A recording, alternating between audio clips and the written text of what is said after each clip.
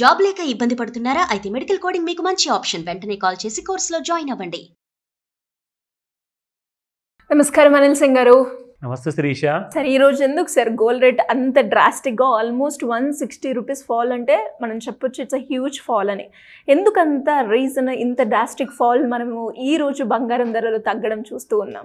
ఎంతో కాలం నుంచి అందరూ వెయిట్ చేస్తున్నారు కదా, సో అందుకే మనందరినీ సంతోషపరచడానికైనా కనీసం ఒక రీజనబుల్ ప్రైస్ అంటూ ఉండాలి.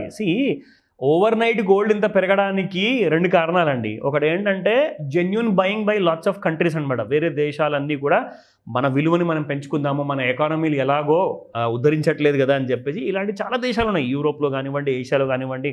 కనీసము బంగారం పెట్టుకుంటే ఏమవుతుందంటే ఆ కంట్రీకి ఉన్న విలువ కాస్త పెరుగుతుంది. ఇప్పుడు సింపుల్ అండి, మన ఇంట్లో కూడా మనం బంగారం ఉంది అంటే ఎవరికి తెలియదు, కానీ మనం వేసుకుంటేనే తెలుస్తుంది కదా అఫ్కోర్స్ మన దగ్గర కూడా బంగారం ఉంది అని.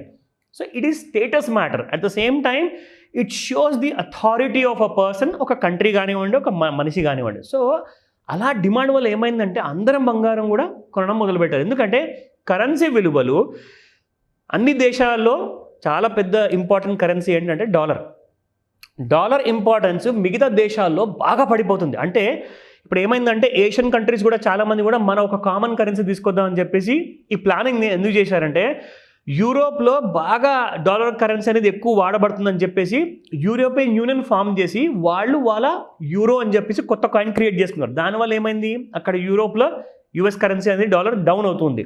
ఇప్పుడు ఏషియాలో కూడా మనం అలా చేయకపోతే మనకు ఒక గుర్తింపు అనేది ఉండదు అని చెప్పేసి అందరూ ఏం చేస్తున్నారంటే కొత్త కరెన్సీలు తీయడం వల్ల డాలర్కి ఇంపార్టెన్స్ తగ్గిపోతే ఇప్పుడు అందరూ కూడా ఏం చేశారంటే మిగతా దేశాల వాళ్ళందరూ కూడా డాలర్లో పెట్టుబడి పెట్టేవాళ్ళు.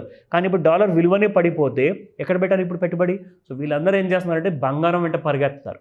సో బంగారం అనేది ఆకాశాన్ని అంటడం ఏంటి, అసలు ఆకాశం కూడా దాటి ఎక్కడో స్పేస్లోకి వెళ్ళిపోయింది ఆ రేటు కదా.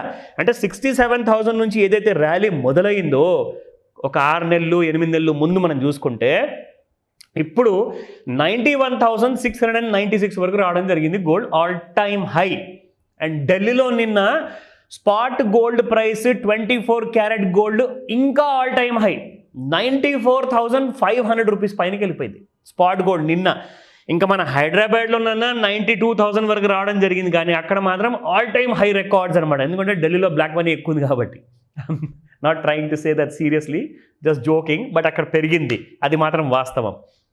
అయితే నిన్న ఏం జరిగిందంటే మన పెద్ద సార్ ట్రంప్ గారు ఒక అనౌన్స్మెంట్ చేయడం జరిగింది. అన్ని దేశాలకి చాలా ట్యాక్సులు విధిస్తున్నాను టారిఫ్ల రూపంలో అని చెప్పేసి చెప్పాడు. సరే, మరి గోల్డ్ పెరగాలి కదా, ఎందుకంటే బిజినెస్ అన్నీ పడిపోతాయి కదా. ఇప్పుడు గోల్డ్ ఎందుకు పెరగట్లేదని చెప్పేసి అందరూ కొంటూనే ఉన్నా కానీ నేను గోల్డ్ కుప్పకూడడం జరిగింది. సో అదే నేను సన్నివేశం ఎక్స్ప్లెయిన్ చేయడానికి ట్రై చేస్తాను. ఇప్పుడు ఎందుకు పెరగాలి, ప్రపంచంలో సీక్రెట్ అనేది ఓపెన్ సీక్రెట్ అయినప్పుడు ఆ రిజల్ట్ కూడా అనుకూలంగా ఉండవు. అంటే సీక్రెట్ అన్నప్పుడే ఆ రైజ్ అనేది ఖచ్చితంగా ఉంటుంది. ఆ సీక్రెట్ కాస్త అందరికీ తెలిసిపోయింది అనుకోండి, then it will become open secret. So అందరూ కూడా డబ్బులు చేసుకుంటారు కదా, మరి అక్కడ నుంచి ఇంకా గోల్డ్ పెరిగితే అక్కడ నుంచి అందరూ ఏం చేశారంటే గోల్డ్ కొనడం మొదలు పెడితే ఇదేమో పడిపోవడం మొదలు పెట్టింది. అంటే normal money of a common man గోల్డ్లోకి దూరినప్పుడు స్మార్ట్ మనీ ఎగ్జిట్ అవుతుంది. స్మార్ట్ మనీ అంటే ఎవరు?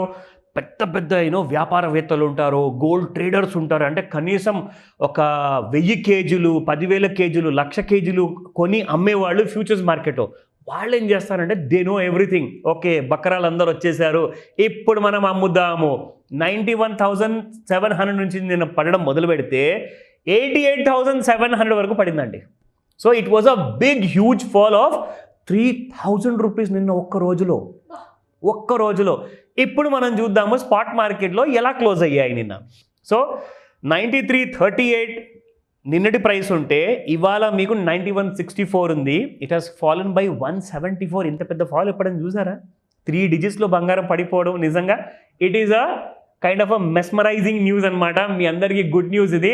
అయితే మరి ఇక్కడ నుంచి ఇంకా గోల్డ్ పడుతుందా పెరుగుతుందా, అదేంటి ఆ సస్పెన్స్ కూడా క్లియర్ చేస్తా. బట్ బిఫోర్ దాట్ 22 క్యారెట్ చూసుకుందాం.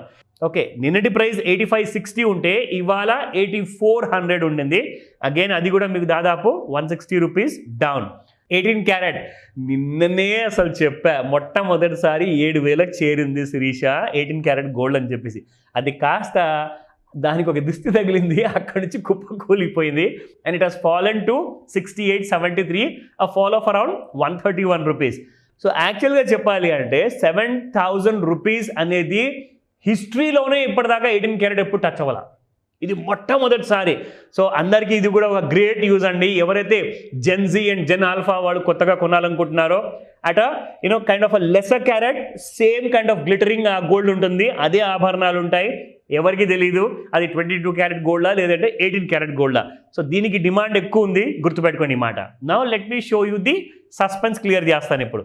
సో ఇక్కడ మనం చూసుకుంటే శిరీష, రెగ్యులర్గా మనము డైలీ చార్ట్ ఫస్ట్ చూపిస్తాం, ఎందుకంటే మీకు ఒక బియాండ్ ది ఇంట్రాడే మూవ్మెంట్ కాకుండా ఒక కైండ్ ఆఫ్ వైడ్ స్పెక్ట్రమ్ లాంటి వ్యూ వస్తుంది మీకు డైలీ చార్ట్ చూస్తే.